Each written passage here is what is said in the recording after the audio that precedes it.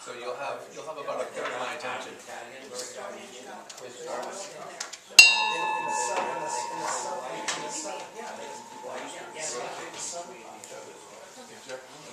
Ladies and gentlemen, welcome on this nice rainy day, October 25th.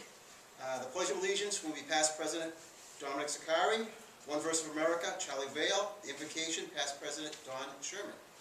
I pledge allegiance to the flag of the United States of America and to the republic for which it stands, one nation, under God, indivisible, with liberty and justice for all.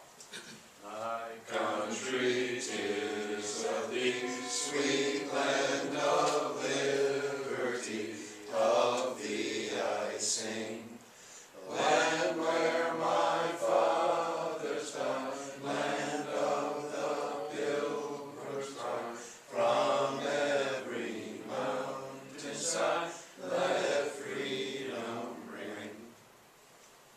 Blessed art thou, O Lord our God, King of the universe, who bringeth forth bread from the earth. Amen. The Secretary's report, past President Michelle has graciously stepped in for that.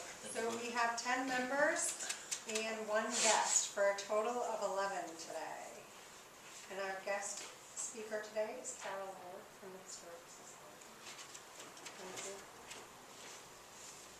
Our welcome song, please, past President Spencer. Well, we did all right on that last one, so let's see if we can do it again. Would all the Rotarians please rise? Carol, this one's for you. Don't let it lag, don't let it lag. Alright. We welcome you to Lexington to meet with us today. Our door is always open to our friends in Rotary. We're glad to have you with us, and we hope you'll come again to Rotary Lexington. We all say welcome visiting Rotarians. Welcome all you non-Rotarians. Welcome to our club in Lexington. We hope you'll come again. After that, she might not. It wasn't so bad, it's been much worse. I know, I was going to say, So that's... I don't think it was so bad. Much worse. Yeah. Thank you, Rotarians. Fines and happy dollars. So I've got 50 happy dollars, just to cover a lot of stuff. I missed some meetings, I have to leave early today, apologize. I had a nice trip out to Whistling Straits, Wisconsin with my son to go to the Ryder Cup, which was a really cool thing. And I think that about covers it. So.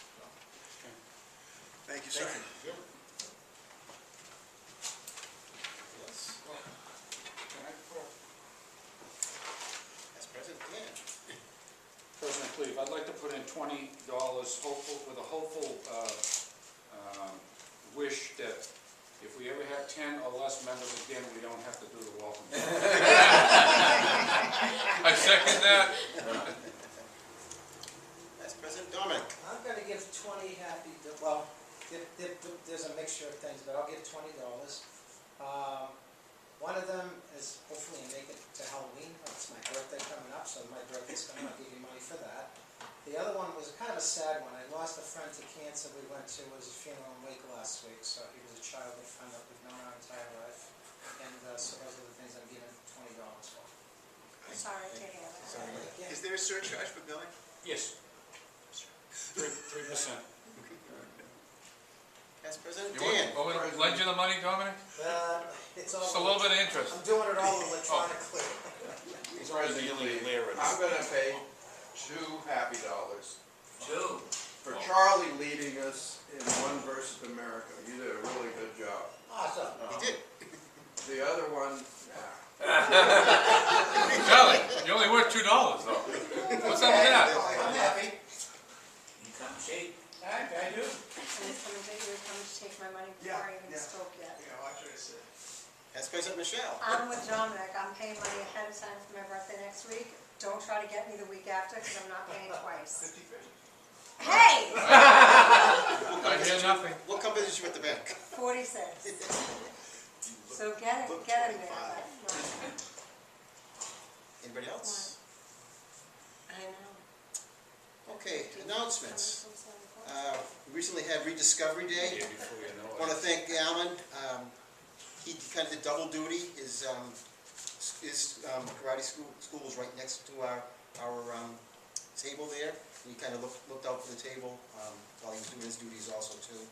And I want to thank past President Laurie, who came in the morning time, and she stayed as long as she possibly could to man our table and our booth there. So next year we'll decide and talk about moving forward with that as far as getting more participation there, hopefully, with that. Cash raffle, past President Michelle, any dates for us? So the cash raffle will be at the KFC on November 19th at 6:30. We still have 22 tickets available to sell if anybody's up for it. Sell. And we're still looking for bucket raffle items. So if you have, if you know of anybody that you could get something from, or you yourself have something, that would be great. You'll get something Thank from you. my daughter, she'll put something for you. Thank you, Dominic. And we can add 3 lunches to the raffle. I don't know if they'll be good by November 19th.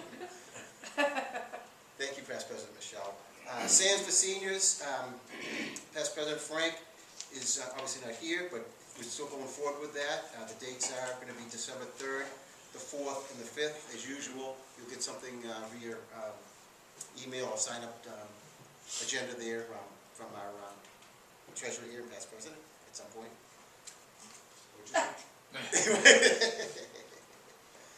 Joint meeting with Concord regarding the football game. We are, as you know, or may not know, we are playing Concord rather than Burlington. It's switched over, so now we will be playing Concord moving forward.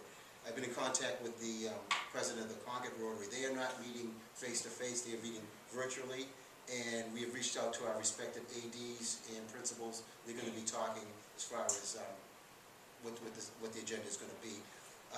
Most likely, in speaking with the Concord AD, students will not be present live with us.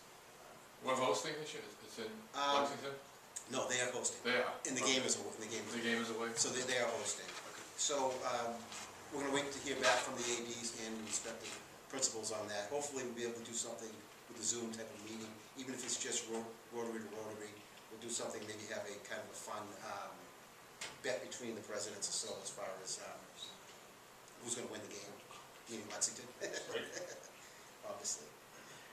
Joint meeting with the Lions Club. Been in contact with the Lions Club president. Once again, they are not meeting face-to-face or in person either. They're doing virtual. They're going to discuss it at their board meeting. When is that?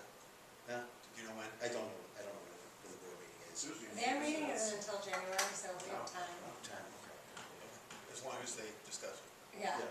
right. I'm gonna keep on them regarding that, and we'll decide we're gonna go forward as far as that's concerned. Obviously, we are hosting that, and that's January 24th at the Knights of Columbus.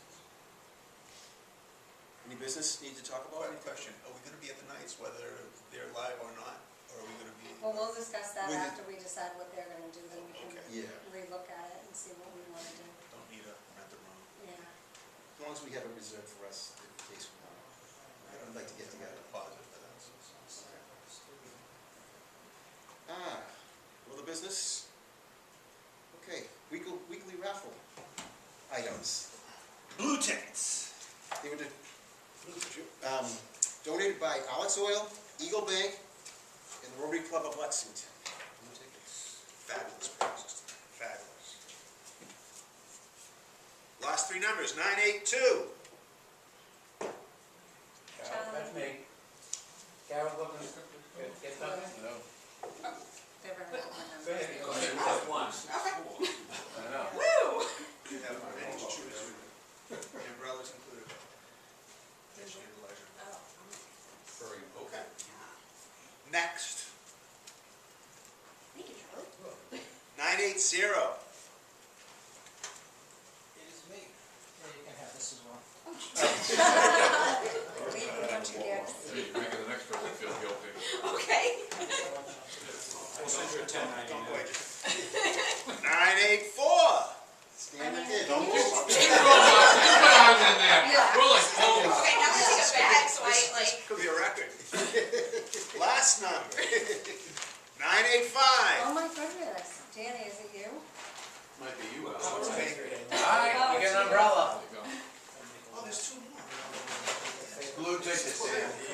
Blue tickets. Blue. That's a flashlight, that's a flashlight. My from pink our- ticket says 985. It's not the one. Let's see. That's All the right, cash. we need a flashlight. Oh my god. There you go. I think that's enough. There is one more. People make sure. Oh. I got another one for you. 018. Oh, there we go. Yeah, We're in the go O's. off and get another one. I'll send you a trip. Wait, I really Hey, don't need a golf umbrella, Are guys. you sure? I'm positive. But it's raining. All your Christmas shopping's done now. We Come can on. think again. If she doesn't want No, the please, umbrella. please. He's gonna take That umbrella's bigger than me. I don't know what I do with it. That's a golf umbrella. Yeah. All right, that concludes our. Thank you, guys. Carol, thank you so much for. Thank you. You are quite welcome with that. With that, as far as our speaker introduction, Charlie Vale has graciously offered to make the introduction to our speaker. Nice to see you. Okay. Welcome, Carol. Carol Ward is the new Executive Director of the Lexington Historical Society. Previously the Director of Riverside School of Art and Design in Larchmont, New York. 10 years service, served as Executive Director, Morris Jamel. Mansion of Washington Heights, New York City. Her experience spans a wide variety of departments, including programming, education, marketing, fundraising. Carol has 20 years of experience connecting organizations with their communities. Carol?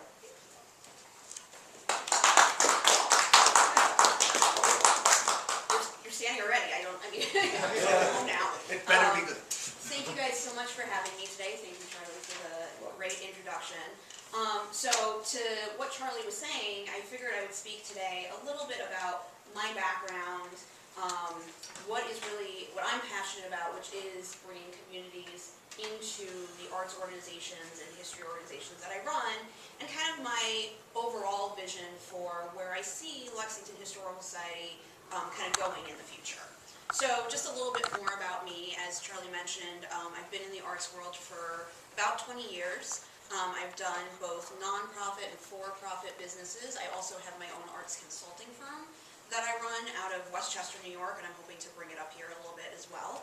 And so my most recent job was at One River School, which is in Larchmont, New York, a for-profit art school. We had about 250 students, and I ran that school, solely kind of contemporary art based. And then the majority of my career was at the Morris Jamel Mansion, which is a historic house museum in Washington Heights in New York City, which is actually Manhattan's oldest house. So I kind of span everything from historic to contemporary. And one of the main things I really like to do is actually combine the two, and you'll see that when I present today. Since we are an intimate group today, if you've got any questions as I'm going along, please feel free to ask me as I go, as I chat. All right, so what I always like to do when I come to any museum, any historic site, is really think about what the community is around that historic site. Because what I heard a lot, especially at Morris Jamel, and as I was interviewing for here at the Historical Society, is we're a little disjointed from our community. And we need to embrace the community a little bit more. And what does that mean? So these are some questions that I think about as I approach any of the operations where I'm director. So what do we think of when we hear Historical Society? What do we think of when we hear community? And in this case especially, and it fit for the mansion as well, what do we think of when we hear the American Revolution? And what do we think of when we hear Historic House Museum? And having done a lot of focus groups in my lifetime, we get a lot of, it's boring, it's static, it's dusty, what does it relate to my life? And so something that I always do when I approach the mission of where I am is how can we make it more relevant to today's contemporary society while honoring the history and the mission of the sites that we are in charge of. So I always like to think of it kind of two ways. What is our mission-based institution and what is a community-based institution? And the short answer is the Lexington Historical Society is both. We are both a mission-based institution. Our mission is rooted in the history of the 3 historic sites that we're in charge of, and that we make sure that we keep up. But then also we need to be community-based as well. So most museums at this point have what we call a mission statement, which is basically our thesis, the reason that we are a museum. A lot of museums at this point also have a vision statement. That's also a broader theme of what we're going to encompass. Generally, the mission statement is the history that the site entails, what the collection is, and then the vision is what we are hoping to do for outreach to a larger audience. Who is our community and who is our audience? These are these questions that museums struggle with all the time, whether you're the MFA in Boston, Metropolitan in New York City, Lexington Historical Society. We're always trying to think about who our community is and who our audience is. And that could be defined different things. If I asked everyone in this room, what's the community that we serve, what's the audience we serve, I probably would get about 10 different answers. And so something for me as executive director of the Historical Society, I've been here about just a little under 2 months now. So as I'm getting my feet under myself, why should we connect with the community?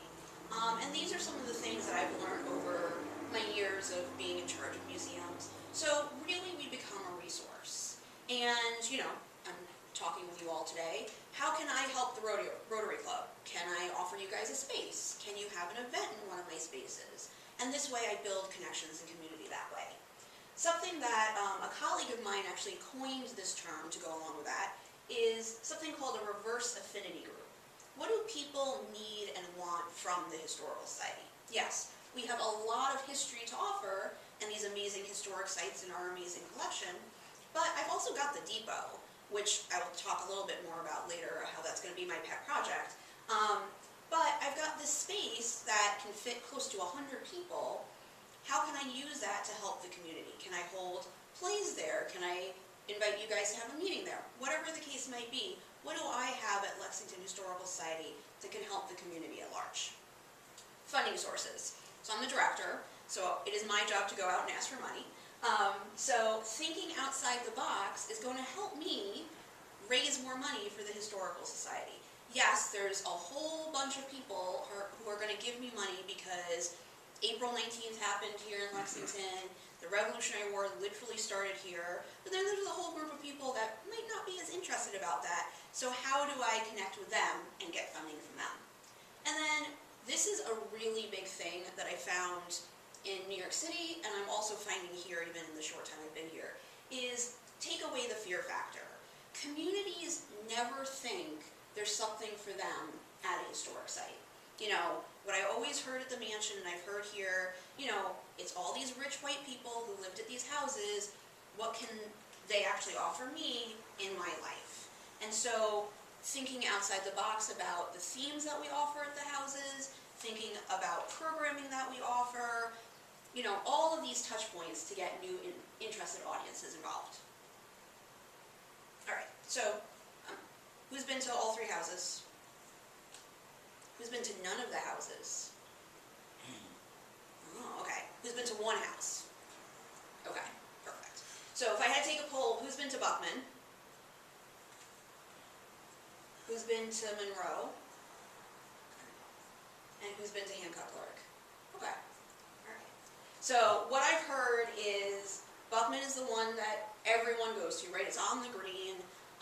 And then we get slightly further and further afield, right? So we go Buckman, Hancock Clark has the second highest attendance, and then Monroe right now has the least highest attendance. But also Monroe, we just opened, and I'm inviting all of you to come see it, our brand new Archives and Research Center, which is amazing, and Charlie can speak to it. He was there for the opening. So there's all these amazing spaces. And why are people coming? Or flip of that, or why are people not coming? And so we have to think about accessibility. When are they open? What are we offering, again, program-wise? And I always come to it, I'm an art historian, and so I come to it as what objects are in all of these houses to tell stories about. So it's great to be able to stand there at the house and say, this happened on this day, and this person lived there. But when someone walks into the house itself, the house is part of our collection. It's such an important part of our collection. And all the objects inside tell those stories. So how can we better tell those stories to get more people excited? So we're so much more than just those 3 houses. So we offer, actually right here a couple weeks ago, we offer an annual golf classic. We have cocktail parties and functions. We have amazing kids programming.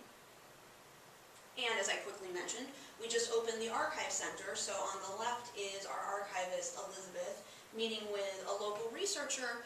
Hancock Clark is really going to go through a transformation in the next couple of years, and we have amazing documentation of 2 enslaved people that lived at Hancock Clark, and we're going to incorporate them into our interpretation, so constantly doing that research. And then also we honor the history of those houses and offer historic reenactments and programs of people back in that time. So all of this kind of loops into what is community. And something that I literally just do when I start a new job is Google kind of what's the community look like where I'm at. And here it is for Lexington, right? So obviously the majority of Lexington is Caucasian, is white, but we've got a huge Asian population. We've got mixed race, we've got African American, we've got Hispanic. So again, I'm always thinking about how do we invite all the different types of people that are living in a community into our space. So what does this mean for the future of the society? So as I quickly mentioned, so my office is in the depot. Has anyone been to an event inside the depot? Yes, perfect. So you all know it is an amazing raw space. Like I said, you can fit about 100 people in there. And so I'm currently going through a major fundraising campaign. What I would like to do is turn it into our kind of home base. Someone starts their visit there, and you have educational exhibits, you have changing exhibits there, some of them based from our collection, so some permanent exhibitions, but then some changing exhibitions based on contemporary art, some loan exhibitions from other local museums. So you will hear me say this many, many times. This is what I'm going to be working on a lot, and I think I've written close to $1 million worth of grants in the last month or so, about half of which is for the depot, so fingers crossed that we get even a portion of that. So I wanted to give you a little bit of like a case study of what I did at Morris Jamel to give you a sense of kind of where I see the society going in the future as well. So this is Morris Jamel Mansion. If you go down to New York City, I highly recommend you go visit. It's in Washington Heights, so Upper Manhattan, and as I mentioned, it's Manhattan's oldest house. Claim to fames are George Washington slept there, as he slept all around. It was built pre-revolution by a British couple, was Washington's headquarters for the Battle of Harlem Heights, and then a major family lived there in the 19th century. In more contemporary times, part of Hamilton the musical was also written there at my invitation. So lots and lots of really fun stuff. So something that we were doing at the mansion right before I left, and this is something that I think down the road we can look at for the society, not something tomorrow, is the actual interpretations of the houses. So the bottom left picture is now an 18th century parlor at the mansion, but when I started in 2008, it was George Washington's bedroom, because it was that very specific slice and moment of time of we have to talk about the George Washington story. And he was there for like 2 weeks. So our collection didn't really connect with that. We wanted to tell a broader story. So myself and the staff, we did a lot of research. We brought a consultant in, and we figured out that all the furniture in that room was actually owned by the family who lived there before George Washington took it over as his headquarters. So primary source material for that family. And it would have never actually been his bedroom based on where it was situated in the house. So we made it an 18th century back parlor. One of the greatest stories about the mansion with that room is those are accurate 18th century colors. The gray wallpaper with the bright red or persimmon paint. My office was down the hall from that room. The moment we changed it, I don't want to tell you the number of visitors who came to my office and said, "That's wrong. That can't be historic paint." And I was like, "Yep, that's actually the color." So educating the public when you make these changes is really, really important. And then we were very fortunate. The picture on the bottom right is Eliza Jamel and her 2 grandchildren. She lived in the house for basically 50 years. kept amazing records. And so the wallpaper that we ended up putting up in the hallway that you see, that's kind of the gray fake stone, we have letters from her detailing the wallpaper that she put up, and that company still exists. So we were really fortunate to have all those touch points, and I know the society has those touch points too of what was up at the different houses. So the picture on the left is late 19th, early 20th century. House wasn't quite a museum yet. There was one family who lived there after the Chamels, and then we recreated where the painting was placed, and the different objects that were in the hallway as well. But you can see the similar nature of the wallpaper. So this is something that I love, and I am hoping to do at the Society, is really creating a conversation between the historic spaces and contemporary art. I've been really fortunate to get to know a lot of amazing contemporary artists through my consulting, but then also through my jobs. And so these are just 3 examples of contemporary art pieces that we had inside the period room. So the upper left picture was an exhibition we did in 2013. It was all about the women in Aaron Burr's life, and each woman was represented by a sculptural corset in the room. So we had an artist commissioned for those pieces. Then the bottom left picture is the front parlor of the mansion, and another contemporary artist was showcasing the 50 states. The size of the state is representative of the slave population pre-Civil War, but then he also found that it correlated to the prison populations of today. So really, really interesting conversation to have there. And then the right image is, talk about bucket lists, is going to be on my bucket list when I'm like 90. So we partnered with a world famous artist. His name is Yinka Shonibare, Nigerian-born British artist. Gallery represented in New York. He had a retrospective at the Brooklyn Museum. And we actually commissioned this piece because the house is supposedly haunted. And this is supposed to be the ghost of Eliza Jamel that we put in one of the rooms. And then we had others of his pieces that we had loaned to us in the other rooms. And so his gallery still works with me, and I'm hoping that we'll do a show with a different artist from them here at the Society. So I can't do any presentation about connecting with the community without talking about Hamilton. So the dining room at Morris Jamel is where the cabinet battle during Hamilton takes place. So historically, that's actually where that scene takes place. And Lin-Manuel Miranda and his father live in Washington Heights, literally down the street from the mansion. They had been very close friends with the mansion before I worked there. And then Lynn was the guest of honor for me at an event in 2011. Walking him around was the first time I met him. I'm a huge Broadway fangirl, so I was completely geeking out meeting him for the first time. And I asked him what he was working on, and he said, I'm working on a rap spoken word musical about the life of Alexander Hamilton. I was like, okay, it's very specific. And so without missing a beat, I said, well, if you ever want to write in Aaron Burr's bedroom, you totally can.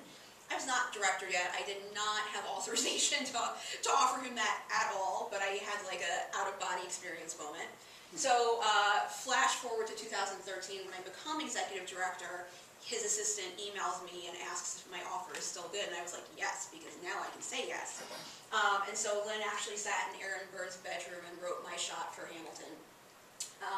And we were fortunate enough to work with him on a benefit while it was still at the Public Theater before it went to Broadway, and then spiraled as it went to Broadway, and we did a lot of press with him. It is an amazing experience. Again, bucket list will always be in my top 5.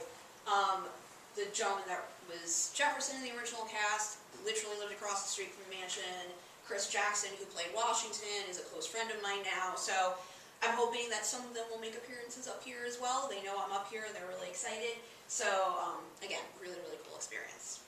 And also, part of the reason I always tell this story is I'm one of these people that will always ask people. So I just said, will you partner with us on this thing that we don't know if it's going to be a success or not? And he was like, yes, for sure.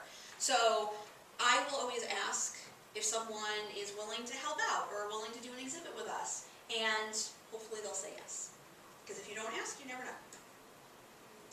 Something else that I've been talking about with the board of the society is to do interactive and immersive theater pieces. So I'm actually on the board of a company down in New York City that does immersive theater.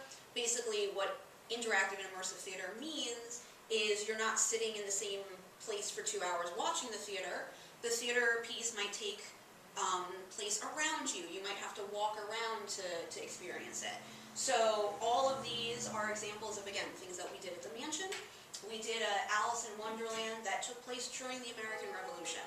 So all the characters in Alice's Wonderland were actually characters and real people from the Revolution, something that could easily be transformed to the Historical Society for sure. We had ghost-related plays, we had Edgar Allan Poe-themed plays, and it's just another way to get people really excited about your mission that might not come in otherwise. Definitely attracted younger people, attracted Spanish speakers a lot more because we did some of the plays in English and in Spanish. And then, as I know we're gearing up for Rev 250 up here, I'm very familiar with 250th anniversaries.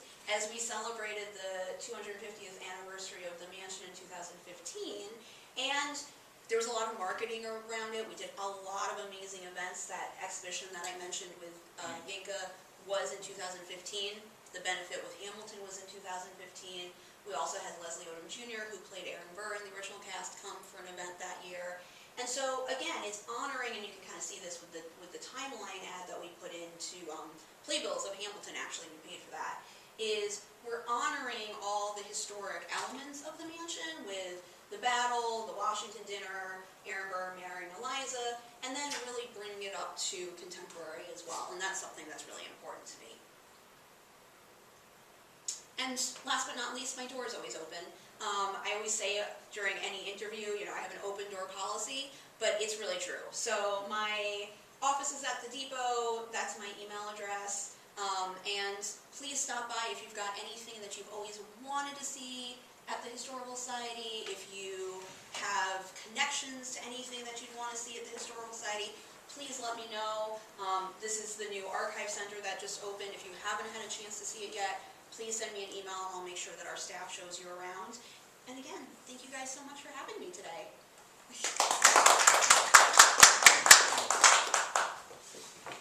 Any questions for Carol? I'd just like to say, if you haven't seen the archive yet, you have to. It's really impressive and beautiful. Carol, And free. And free. what other parts of the history of Lexington are you thinking about promoting? There's so much. One thing that just came to mind while you were talking about the different aspects. There's a whole there are sections in town. Charlie lives across the street from one, Cottage Street. Down in East Lexington, there are areas down there. If you go back in the early 1800s, when the railroad was being built out from Boston, there are all these little neighborhoods in Lexington that were constructed for the people that were working on the construction of the railroad as it came out this way. And they're interesting, and literally cottages that, were probably, 750, 800 square feet when they were built, housing whole families that were working. But it would be an interesting No, and I aspect. think that is a prime example of utilizing our space in a different way. So obviously we're not going to, we're not going to take out everything from the houses and, reinterpret them to different time periods. The houses themselves are probably going to stay pretty close to what they've always been. But a couple things with that. Buckman, the second floor, is a huge changing exhibition space. And I am not speaking out of turn when I say that when I asked my staff, how often do we rotate those exhibits, they said to me every 3 years. And I was like, nope, that's not going to happen anymore. We're going to change that at least once a year. Because we've got this space that we can do exhibitions on different things. Right now, I'm in conversations with a couple of people about maybe doing an exhibition on the farming history of Lexington. There's an American painter that lived here in Lexington that, from what I've been told, a lot of local families still have the paintings. So we could do an exhibition on that. Changing face of Lexington is kind of low-hanging fruit, right? Like, who lived here when? So we've got that space at Buckman. We've got the windows at CVS that we can use for more kind of like didactic panel exhibitions. And then that's the thing with the depot, is to have a permanent exhibition space that's really, when you walk in, your first entry point and what our collection is, but then changing exhibitions as well. So, down the road, if I had my way, we'd have probably 4 to 6 changing exhibitions going on at the same time. Go ahead, Charlie. We have the exhibition coming up with Lafayette. Yes, so we've got some anniversaries coming up. So 2023 is the anniversary of Lafayette's visit here to Lexington. 2023 is the tea burning. Right. 2024 is Lafayette's visit, and then obviously 2025 is Rev 250. So we're going to be doing exhibitions in relation to all 3 of those as well.